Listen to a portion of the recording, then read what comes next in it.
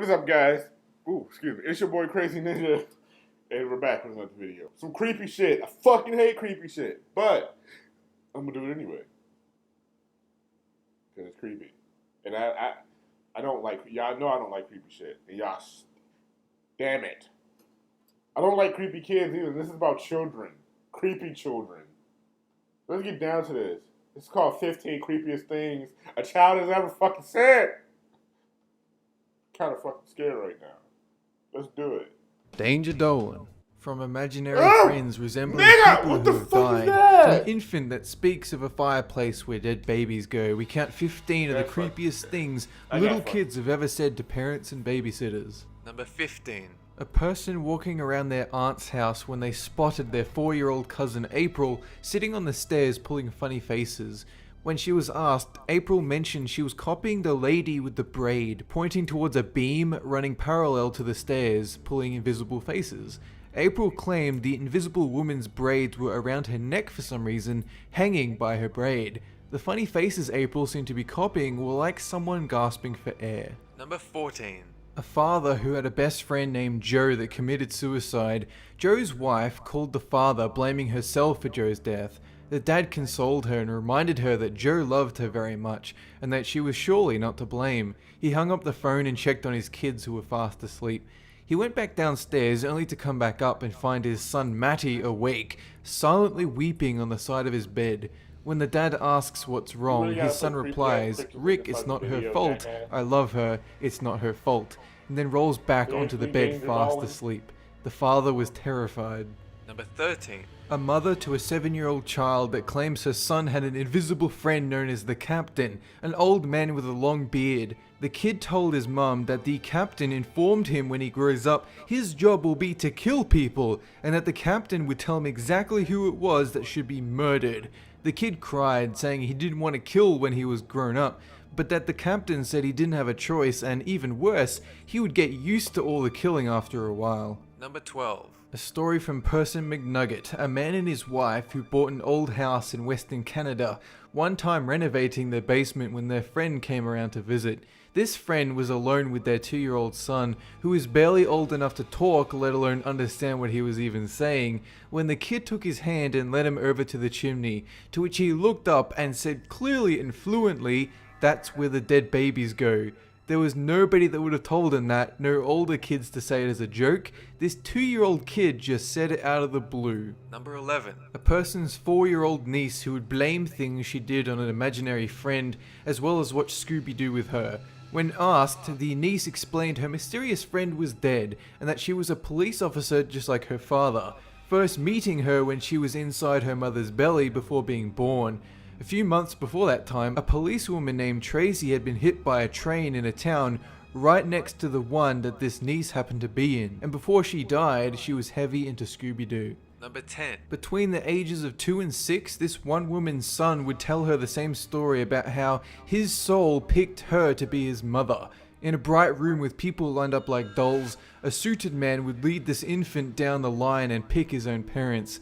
At an early age, the kid had a fascination with World War II fighter jets, even describing their individual parts and the region they were used in. Number 9. A person looking after their little cousin from Montana, one who claims to have an imaginary friend he could only describe as the Creeper Man.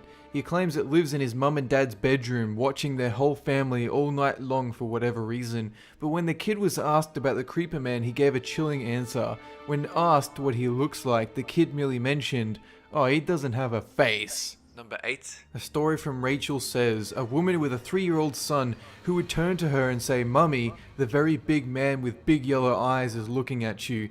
He then pointed at nothing, laughed and said, "He's hiding now. He will come when you are sleeping." Another night the kid said, "I'm not going to be 4, I'm going to die, and you will put me down into the hole. The man told me, and I will be scared, but by then you'll die too and come with me," which is a clear indicator your son is a spawn of the devil. Number 7. One babysitter watched a few kids while their parents were off watching a movie. A pretty simple thing, they just put them to bed and spent the whole night watching TV. The next day, one of the kids told his parents something incredibly strange. that the babysitter had not watched TV all night, that instead they'd stood in the bedroom doorway and stared at the kid for a very long time, smiling. The babysitter was so confused that they didn't even know how to respond to that. Number 6. A story from Amina, a 3-year-old sleeping in her bed when she started screaming. The mother walked in to find out what's wrong, only to hear her kid yelling the words, "Remove the lady from the roof," over and over, pointing towards a corner of the roof. Not too long after, while flicking through some photos, the mother found a picture of her own mother who died when she was young, and when her 3-year-old kid saw the photo, she flipped out. Despite never seeing her grandma before, she pointed directly at her and said she was the lady on the roof. Number 5. A story from Universe Hopper, a child with a recurring dream of living with a different family to their own, vivid memories of a different mother. When the child told her actual mother about the dream, she reveals the day she gave birth. A mysterious woman was cradling the baby in her arms, and when she spotted the mother, she put the baby down and ran off. The description of this woman lined up with the kid's description of the mother from the dream, and both of them had always felt they belonged to different families, as if their souls had been mixed up. Number 4. This one kid who sleepwalked every night, turning off all the electronics in the house, grabbing all the kitchen knives, aligned them in a circle, sat in the middle and talked gibberish. When their dad tried to get them out of the circle, this kid would pick up a knife and shout, "He will get you," until he backed away, and then continue to sit there for 30 minutes. The next day, when asked about what happened, the kid spoke of a nightmare about this man dressed in all black with fire red light behind him, speaking of awful things and how it was him doing it. Number 3. A story from Joy Sprite, a mother with a 3-year-old daughter who turned around one day to say, "Don't you remember, Mummy? Before, when you were the daughter and I was the mother, they came and chopped all our heads off. Chop, chop, the whole village." Even though the mother was taken aback and a little shocked, she tried to wave it off, saying, "Fortunately, I don't remember the head chopping." To which her daughter chimed in, "Well, it happened, and I remember it really well," making vicious chopping motions with her hands the whole time. Number 2. A story from Snoel, a kid's stepfather named Jack who sexually molested his mother when she was young, excluded from her family's life when she got older. The kid didn't know any of this, and Jack died with the mother getting informed by telephone that day.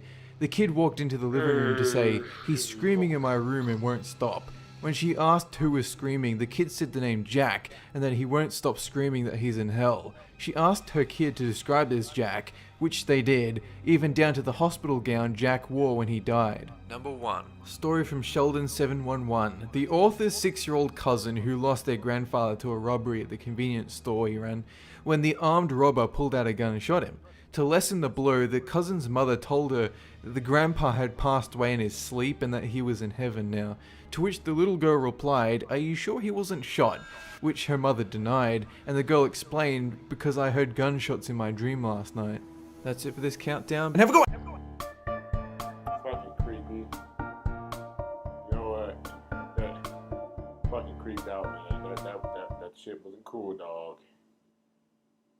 These fucking scary ass kid pictures. Like, what the fuck, man? That was weird. But if you guys enjoyed this video, leave a thumbs up, comment, share, and subscribe, and I will get back to you in the next video. I am off.